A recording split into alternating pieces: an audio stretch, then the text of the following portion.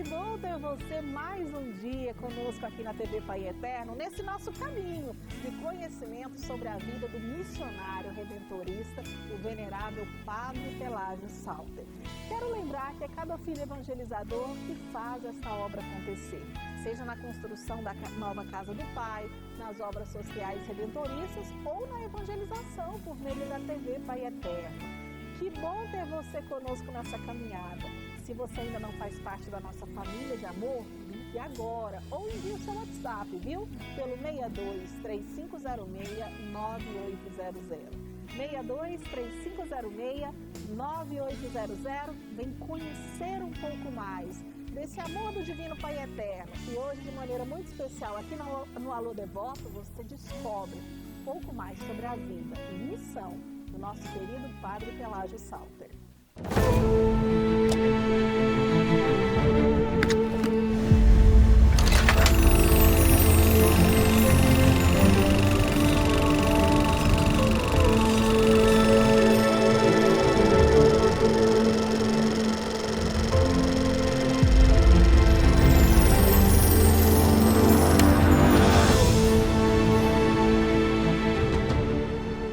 Mas quando a pessoa já está a uma certa idade, quase que não manda em si. Tem uma historinha antes disso que eu vou contar.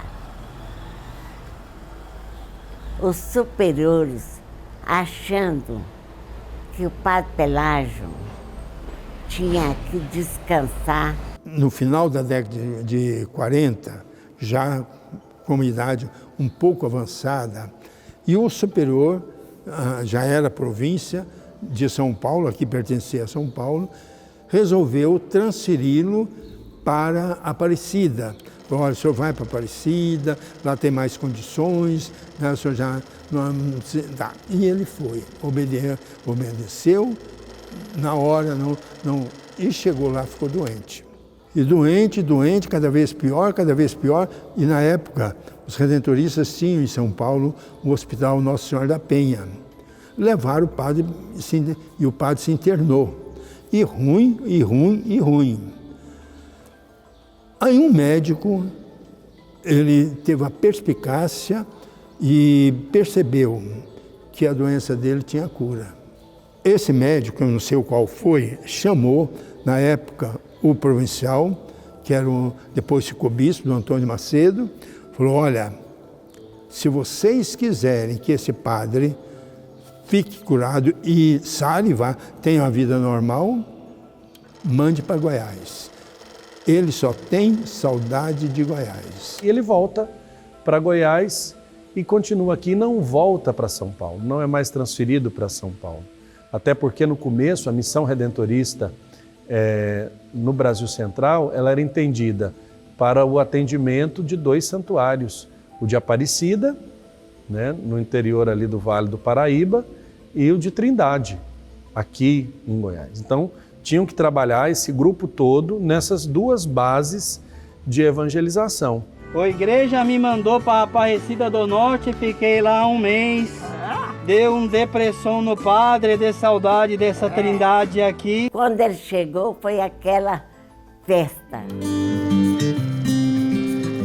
Por isso que ele é chamado pelo povo de o santo goiano. Mais do que o santo brasileiro, ele é um santo de Goiás, é o santo goiano. Os relatos que eu já ouvi dos mais velhos, quando eu fiz minha pesquisa, que a história chama de fontes orais, a oralidade, é de muito carinho, é de um padre familiar, é um padre da família, que pousava, ele saía a cavalo e pousava nas fazendas, pousava nas estradas, nas casas das pessoas, e ele não ficava só um dia, ele ficava 2, ele ficava 3, ele celebrava, ele comia, ele conversava e era um padre culto, professor. Acho lindo isso, essa ideia, essa história dele ser músico, dele ser escritor, escrevia partitura, escrevia letra de música, ele escrevia peças teatrais, ele encenava com a meninada, ele fazia peças para as crianças interpretarem. O amor que ele tinha, era a razão da vida dele. O padre gosta que criança toma gosto pelo trabalho desde pequeno. Mas é preciso ter tempo para brincar e para estudar, certo? Certo. A história da vida do Padre Pelágio sempre esteve muito ligada à minha vida.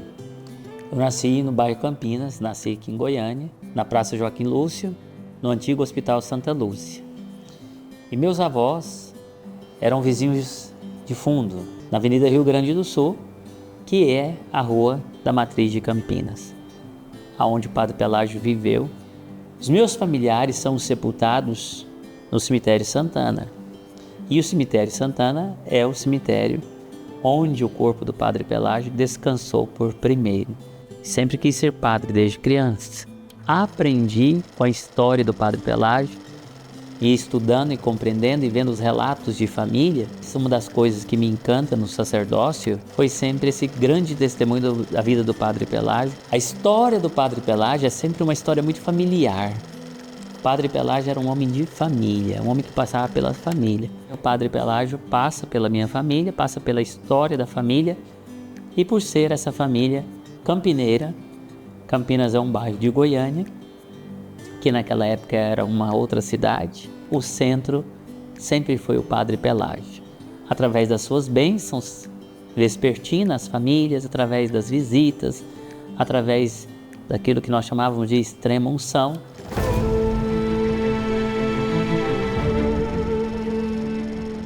Esses 130 anos, nós sempre observamos esses homens consagrados que entenderam o seu papel na igreja. É fundamental para se realizar bem uma vocação, você saber quem você é e o que você deve fazer para você não atrapalhar e para você realizar bem feito aquilo que te é disposto no coração da igreja. Os redentoristas, e aí nós podemos dizer do Padre Pelágio, tinham essa consciência muito acurada. Eles deixaram a sua pátria para atender um povo de missão no Brasil. Esse tipo de prática levou-os a uma intensa relação com as pessoas para conhecê-las no seu ritmo de vida, não somente nos bancos da igreja, mas no seu ritmo de vida dentro de casa, no trabalho. Basta lembrar que Campinas, com o convento redentorista, atravessou um período de progresso muito grande. Então, desde a roda d'água, o bombeamento dessa água para a cidade, o primeiro motor elétrico de energia, trazer uma bicicleta para o povo entender o que é uma bicicleta, né? Entrar em Goiás com elementos da agropastoril, né? Então o cuidado do manejo com o gado, o cuidado com lavouras, isso era característica do convento de Campinas, né, com os irmãos redentoristas e com os padres. Essa é uma característica dele, ser acolhedor. Quando o Padre Pelágio, lá em Goiânia, ficou mais assim, ele começou a atender todas as pessoas que vinham. Era assim, ele tomava café de manhã, ele ia para a casa paroquial, celebrava a missa, fazia uma ação de graça, ia para casa e ficava andando de lá para cá, esperando a hora de atender as pessoas. Quando começava a chegar as pessoas, ele ia atendendo individualmente cada pessoa, dando a bênção. Isso eu me lembro disso. As pessoas virem de longe para receber a bênção do Padre Pelágio. E um superior, na época, eu não sei qual deles, então proibiu o Padre Pelágio dar a bênção lá na porta da casa. Então o senhor vai fazer o seguinte, o senhor vai lá na igreja, quem quiser receber a bênção, 10 horas da manhã, o senhor vai lá na igreja. Depois, às 2 horas da tarde, o senhor vai lá na igreja. Esses 2 horários, o senhor dá a bênção para quem quiser. Aí ele ia para casa, obedeceu, então ele tinha que esperar até 10 horas. Então era a hora que ele ficava esperando alguém para levá-lo para atender um doente. Isso era todos os dias, sempre tinha alguém que eu levava. Então esse acolhimento era muito grande, ele tinha um carisma muito grande mesmo. Agora, lá em Goiânia mesmo, é que ele realmente, vamos dizer, desabrochou o conhecimento e a procura dele. O Padre Pelágio, de fato, ele é um exemplo, o título que ele ganhou, o Apóstolo de Goiás, não foi por acaso. O exemplo, né?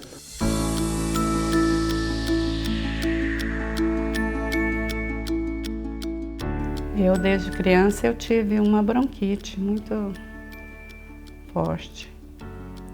E foram passando os anos. E aí, quando foi em 55, mudei para Goiânia, né? E a partir de 56 já comecei a ir a Campinas, na matriz, que era a igreja no meio da praça, né? E lá comecei a participar da novena de Nossa Senhora Perpétua Socorro. Naquele tempo era no sábado à noite, uma só que tinha. Lá conheci Padre Pelágio, celebrava as novenas, né? Sempre. E com o passar do tempo, foi crescendo aquela devoção nas bênçãos que ele dava após as novenas, bênção da saúde, né? E aí, com o tempo, foi construída a matriz de Campinas e eu ia toda manhã. Tinha um dia da semana que ele dava as bênçãos, né? E a igreja cheia. E o primeiro dia que a gente chegava, ele perguntava: qual que é o seu problema? Aí um dia eu falei, né, que eu tinha falta de ar, que era assim no peito. Aí ele rezava e vinha com água benta e punha. Depois, quando você voltava, muitos dias depois, você chegava, ele não perguntava mais. Ele já ia direto onde era o problema. E eu fui curada dessa forma, participando lá das bênçãos de Padre Pelágio. Em 1960, nossa família teve um acidente muito grave, onde morreu meu irmão, minha cunhada. E meu pai estava no carro, muito machucado, ficou desenganado. E internado, eu em São Paulo, né, estava no Seminário Santo Afonso, vim, coisa horrível, para o enterro do meu irmão, e fiquei para a missa, sétimo dia dos meus irmãos. Eu contei para o padre, o Dom Antônio, o que aconteceu. Eu falei: Dom Antônio, eu pedi para o Padre Pelágio ir lá no hospital. Na hora ele atendeu. Nós conseguimos a condução, levamos. A hora que ele terminou, ele ficou sozinho com meu pai, confessou, deu unção. E a hora de ele sair, ele estava saindo já quase que fora do quarto, quando ele voltou. O Padre Pelágio voltou e perguntou: vocês têm um copo d'água? Minha mãe, mais do que rápido, arrumou o copo d'água para ele. Aí ele parou, segurou o copo d'água, rezou um momento em silêncio, deu a bênção e falou: Seu Vicente, era o nome do meu pai, vou deixar essa água aqui, a sua esposa vai dar aos pouquinhos por senhor e vamos sarar rápido. A partir daquele momento, meu pai começou a melhorar. E eu agradeço a sua companhia amanhã, o nosso último episódio sobre a vida e missão de Padre Pelágio Salter, aqui no estado de Goiás. Espero você. Até amanhã.